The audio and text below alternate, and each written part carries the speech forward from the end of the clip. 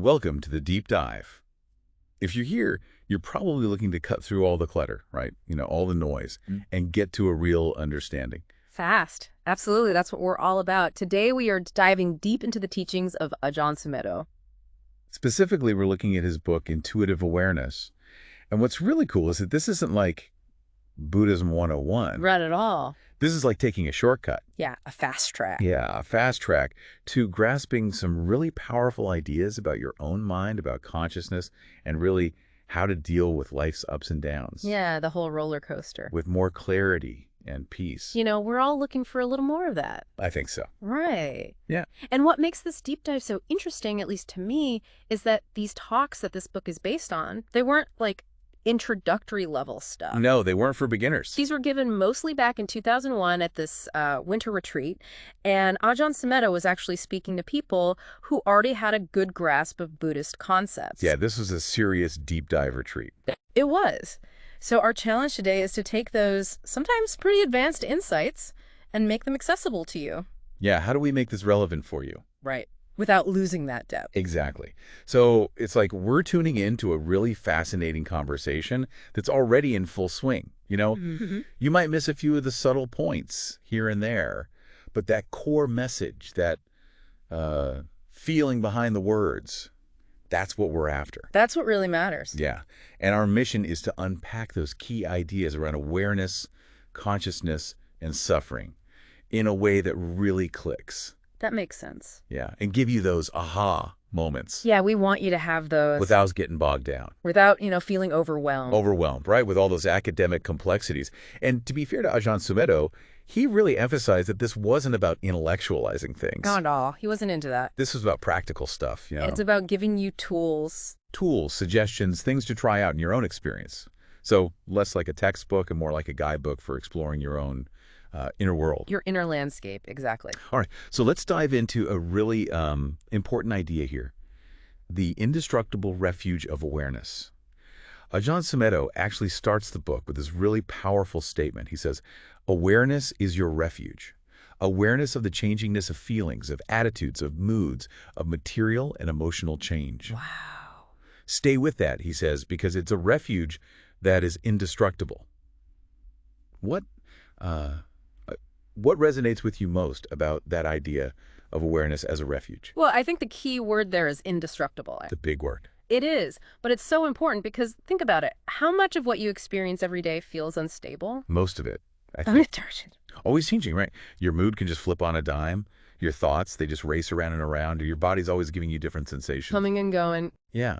And so what Ajahn Sumedho is pointing to here, I think, is this unwavering capacity to simply be aware of all of that change. That's what's constant. Yeah. So that ability to observe, that's what's constant. That's your anchor. Yeah. So for someone like you, someone who's really seeking solid ground in what can feel like a really chaotic internal world, this idea of awareness, this is that unshakable foundation. It's that place you can always come back to. Yeah. And it's not like it's something you have to build up or, like develop as a skill or anything. It's already there. It's already there. Yeah. He makes that very clear. It's simple. And straightforward. Yeah. And accessible. Yeah, we miss it. We're so busy. We're so busy. Yeah. It's like that background music in a movie, Mm-hmm. It's always playing, but you only notice it when you really tune in. You have to make that choice. So for you, the listener, who's looking for reliable knowledge without being overwhelmed, this inherent stability of awareness, it really can offer a sense of ease. It really can. And I love that it kind of flips the script, Yeah, how so? Instead of trying to control all of that change, like, desperately trying to manage your thoughts and feelings. Like, Whack-a-mole. totally. You learn to rest in that silent observer, the part of you that's just noticing, just watching the show. Yeah. So there's this term that Ajahn Sumedho uses a lot, intuitive awareness. And it seems like it's more than just being vaguely aware of things, right? Right. It's definitely not just spacing out. What does it actually mean? Well, intuitive awareness is often used as a translation of this Pali term, sati sampajanya. Okay, break that down for us. What is sati sampajanya? Well, it's not really one thing. It's more like a spectrum of understanding. Okay, so there are levels to this. Yeah, kinda. Ajahn Sumedho, drawing on the teachings of his teacher, Ajahn Chah, outlines these different levels. Do you want me to walk you through those? Please. Okay, so it starts with sati. And that's the most basic level, just bare attention, just noticing something like, hey, there's a sound. Like the most basic form of mindfulness. Exactly. But then we have sati sampajanya. And that takes that initial mindfulness and combines it with a sense of context, like a beginning of understanding. So it's not just seeing a tree, but knowing it's a tree in a forest. Right, and that it's connected to the earth, and maybe you notice that the leaves are turning colors And and see, so it's adding more information. more depth, more richness. And then finally, there's satipanya, which is like the deepest level. It's that mindfulness that's infused with wisdom, a clear understanding of the true nature of things. Like seeing that the tree is impermanent. Exactly, knowing that it will eventually die and decay, and understanding that that's true of everything. Now, Ajahn Chah used this really helpful analogy to explain this. He talked about a hand, an arm, and the whole body. Yeah, that's a great one. So he compared sati to the hand. It's that part of you that reaches out and grabs hold of something. So whatever you're paying attention to. Right. And sampajanya, the intuitive awareness, that's like the arm. It gives that hand direction. It gives it purpose. It understands where to reach and why. Okay, I'm following you. And then panya, the wisdom, that's like the whole body. It provides the intelligence, the context for that whole action. So they all work together. Yeah, it's not just about blindly grasping, but really understanding what you're holding and what it means. Okay, that's so helpful. But I'm curious, why intuitive awareness? I mean, why not just stick with clear comprehension, which is another way to translate sampajanya? What's the difference? Well, Ajahn Sumedho felt that clear comprehension felt too limited, too intellectual somehow. Too heady. Yeah, exactly. And intuitive awareness kind of hints at something broader, a deeper knowing that involves more than just your thinking mind, So more heart than head. Yeah, it suggests a way of connecting with your experience on a deeper level, a sense that goes beyond logic, even when things feel murky or uncertain. Like you just have a feeling about something. Yeah, and it's not necessarily something you can explain clearly in words. Like when you understand a piece of music not by analyzing the notes, but by feeling it. Exactly. That's a perfect example. Okay, let's move on to something that's always fascinating to me. Consciousness.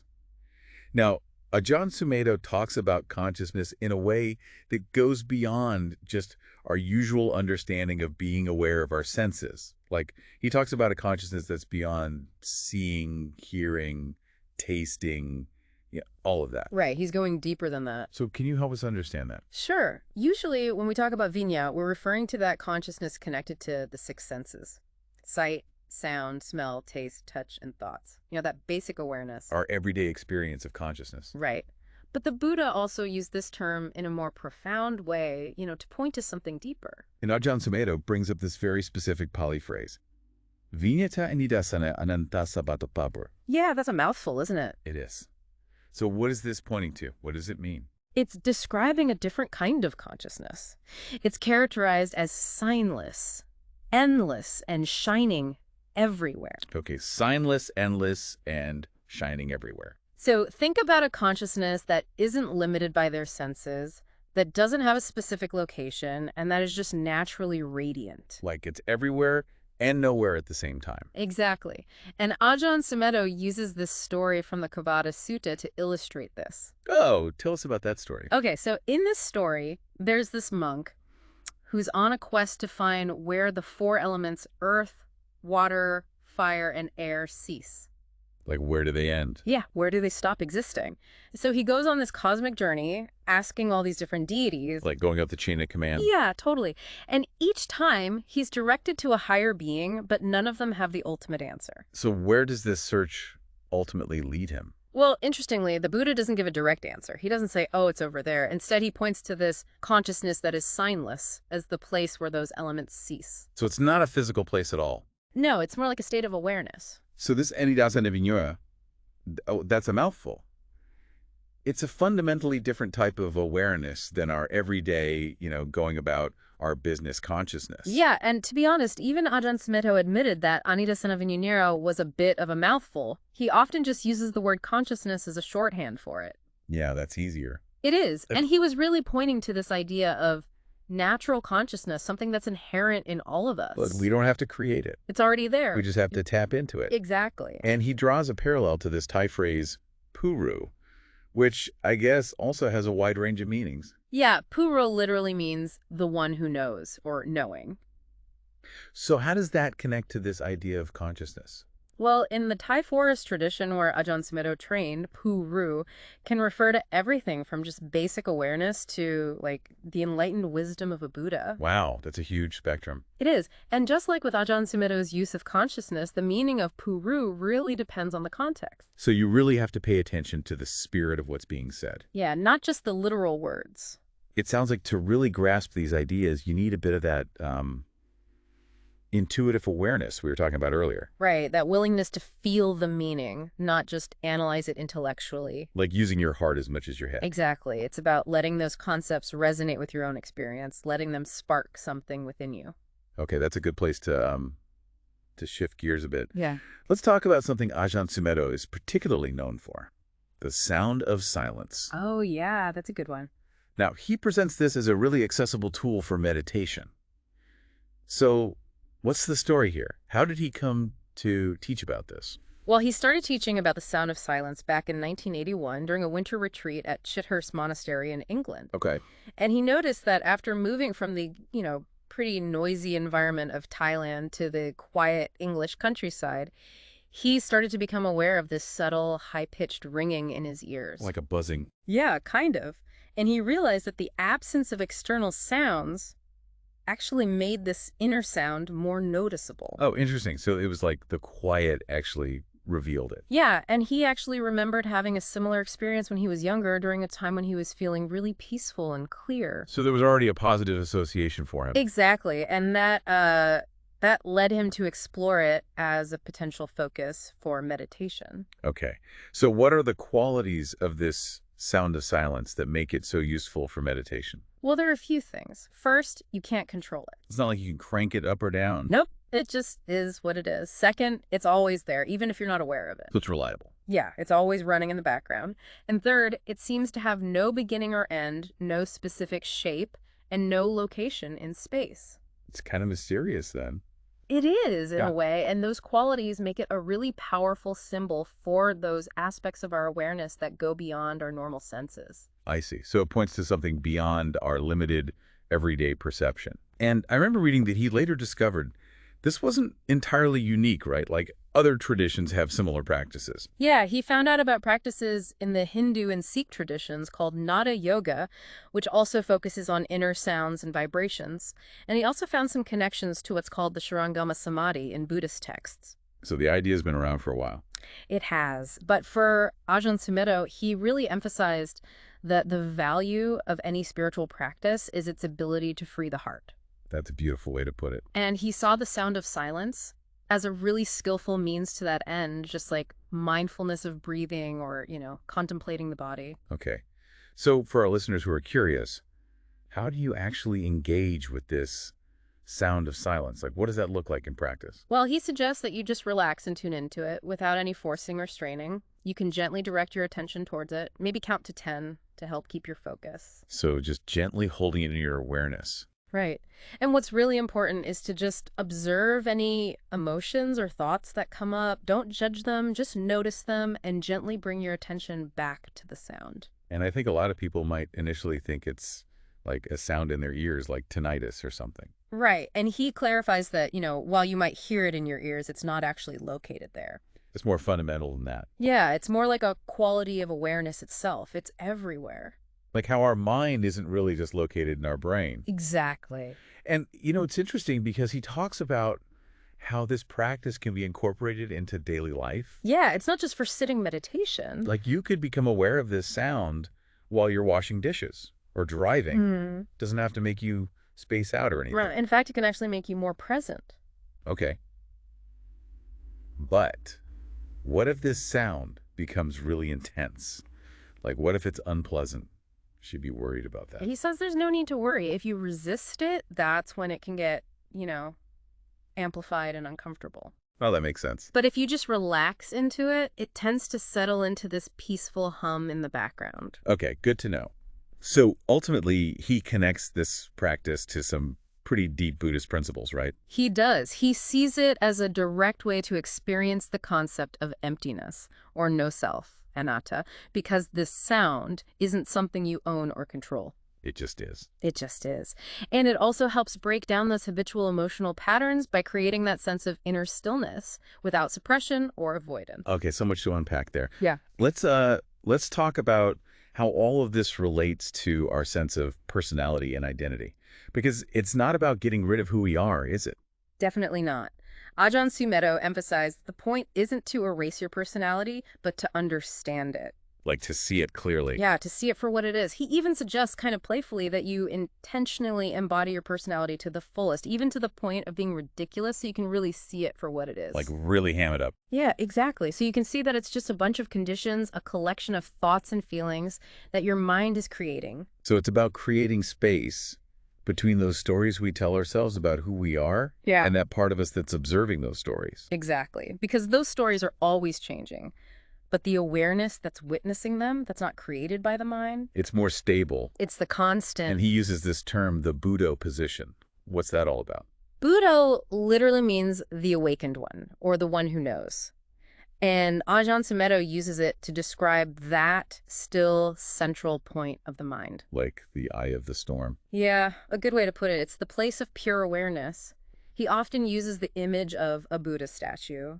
You know, how serene and still it is. Unwavering. Yeah, as a symbol for that inner center. He encourages us to keep returning our attention there. Like coming back home. Exactly. And as we cultivate this awareness, how does that start to change those deeply ingrained habits and beliefs that we have about ourselves? Well, as that awareness grows, you start to see through the illusions you've been carrying around about your body, your thoughts, and your personality.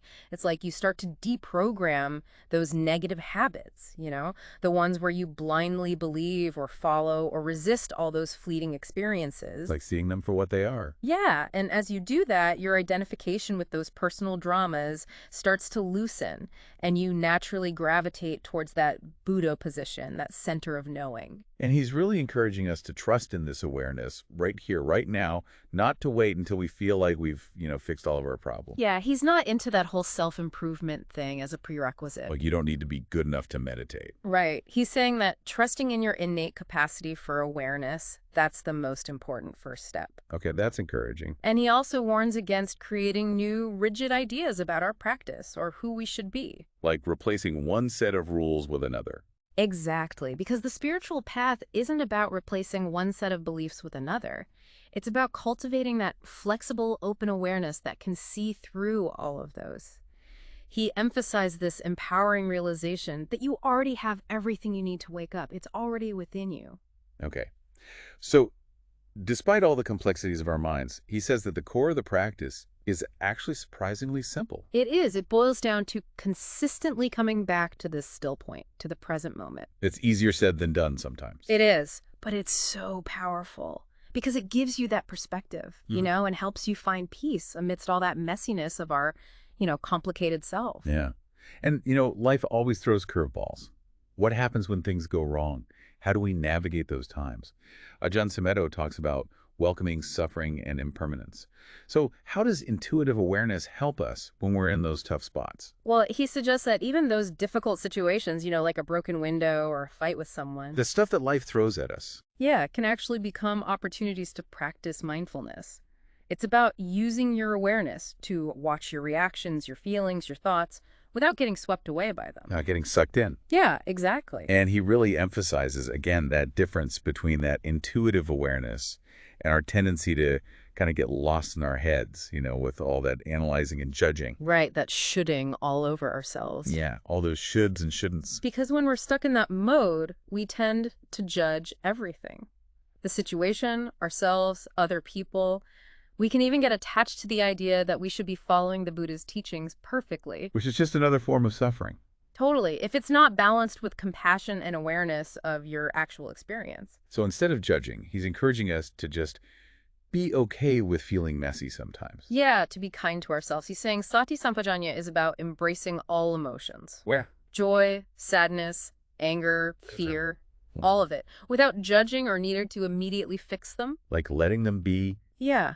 It's about noticing them, allowing them to arise and pass without making them into a big problem. And that acceptance, that willingness to welcome even the difficult parts of life, he's saying that leads to a deeper understanding of non-attachment. Yes, it does.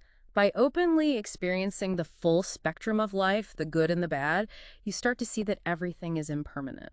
Nothing lasts forever. And that naturally loosens our grip on things. It doesn't mean we have to like everything that happens. Well, we can just let it be. Yeah, to allow things to just exist as they are without clinging or resisting. Now, he talks about this interesting idea of devadutas, or heavenly messengers, in Buddhism. Yeah, that's a cool concept. So who are these messengers? Traditionally, they're old age, sickness, and death. The big ones. Yeah, those stark reminders of impermanence. But Ajahn Sumedho also includes the samaner, the monastic practitioner, as a devaduta. So someone whose life and teachings can inspire awakening. Exactly. And what's the point of seeing these things as messengers? Well, it's about shifting how we relate to those often feared parts of life. Instead of seeing them as something negative or something to avoid, we can actually learn to see them as opportunities for growth and reflection. Like nudges towards waking up. Yeah, nudges towards being present. It's about accepting reality as it is, not fighting against it all the time. And he even shares some of his own personal examples about how he reframed those challenges in his life as opportunities to learn. He does. He acknowledges that he's faced some pretty difficult stuff, but he learned to see them not as obstacles to his practice, but as a part of it, as valuable lessons in disguise. Okay, so it's all about perspective. Yeah, a lot of it is. And, it's clear that our perceptions are really shaped by our upbringing, by our culture. And Ajahn Sumedho talks about the importance of not taking it personally when we're navigating all those social conventions. What's the key insight there? He explains that our culture gives us all these unspoken rules and assumptions about how the world works. Like a hidden script? Right. And we often don't even realize it. And these conventions can lead to biases and judgments that we're totally unaware of. Like blind spots. Exactly. He uses his own experience of recognizing what he calls American arrogance after living in other cultures as a prime example. Interesting. So he had to step outside of his own culture to see it. Yeah. And he also talks about those internal shoulds that can drive us crazy. Oh, yeah, the inner critic. Right. He tells this story about having a recurring dream of an exam that he's totally unprepared for. And even though there's no real test, there's that feeling of never being good enough. So relatable. I know, right? It highlights how powerful those internal pressures can be. And he reminds us that the Buddha's teaching is based on Dhamma, the way things actually are, not some idealized version. Right. It's about seeing reality clearly without those filters of our expectations and judgments. So it's not about becoming some perfect version of ourselves. No, it's about waking up to what's already here. And he also points out that even monastic structures and rituals are, in themselves, conventions. Yeah, things like puja, the offerings, and the Vinaya, the monastic code, they're helpful guidelines, but they're not requirements for awakening. So they're not the end goal. Right. He suggests that we observe what happens when those structures are removed, like during a solitary retreat, to see what comes up without judgment. Interesting. So it's like an experiment. Yeah, a way to explore our own minds directly. And he brings it back to that simple act of attention. He says that waking up is really about listening to the present moment with an open mind and a relaxed attitude. Okay, let's circle back to that idea of consciousness one more time. Yeah. Ajahn Sumedho revisits this idea and really emphasizes its unattached and unlimited qualities. He draws this distinction between our everyday awareness and something more fundamental. Right. He's clarifying that difference between vinya, which is that sense-based consciousness that comes and goes depending on what we're experiencing, and that deeper signless consciousness, the vijnana anidasana anantasabato pabha, which is unconditioned, limitless, and pure. And he really stresses that it's important to explore this through your own experience, not just as an intellectual idea. Yeah, he really encourages people to investigate it for themselves, to notice consciousness is like this, rather than just intellectually agreeing with some doctrine. It's not about belief. No, it's about direct knowing. He uses the phrase pen pakata, something you realize for yourself, to emphasize that personal understanding. So it's something you have to discover on your own. Yeah, through your own practice. And he also suggests that recognizing this deeper level of consciousness as something we all share, that could have some pretty big implications for how we relate to each other. Yeah, if we can really understand that on a fundamental level, we're all connected through this universal consciousness, that naturally leads to empathy and opens up the potential for, universal loving kindness. Meta. And so how does our sense of individual self, how does that fit into this bigger picture of consciousness? Well, he explains that this feeling of being a separate self arises within consciousness. It's conditioned by what he calls ignorance, avijja, and by all of our cultural programming. And Buddhist practice, he says, is about informing that consciousness with wisdom, panya, with a deeper understanding of reality. So it's about seeing through those limitations. Exactly. He emphasizes that the Buddhist teachings, they're pointing to these natural laws that go beyond cultural boundaries. So it's not just a set of beliefs or dogmas. No, it's about universal truths. Okay. And he even gives a personal example of how his own conditioning kind of like popped up and was resolved through awareness. He does. He talks about how he had this reaction of anger towards women that he perceived as bossy, and he realized that it was coming from his own past conditioning. So he had to really look at where that was coming from. Yeah, to see it clearly and understand it. Interesting. And finally, he describes this idea of coming home. And he's not talking about coming back to a physical place. He's talking about resting in this unconditioned awareness. Right. It's about finding that sense of belonging in that fundamental awareness itself.